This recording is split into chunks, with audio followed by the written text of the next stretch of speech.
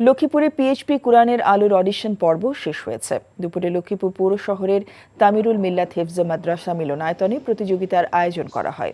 এতে yes card পেয়ে জাতীয় পর্যায়ে প্রতিযোগিতার জন্য হাফেজ শোয়াইব তামিম ও আবু রায়হান উত্তীর্ণ হন। অনুষ্ঠানে প্রধান অতিথি হিসেবে উপস্থিত ছিলেন পিএইচপি কুরআনের আলো চট্টগ্রাম বিভাগীয় প্রধান বিচারক হাফেজ মাওলানা বুরহানুদ্দিন। এবারও অনুষ্ঠানটি রমজান জুড়ে প্রচারিত হবে এনটিভিতে।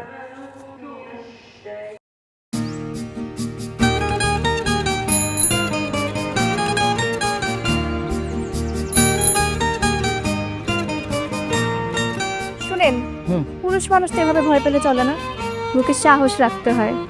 যা বলবেন সোজা সাপটা বলবেন।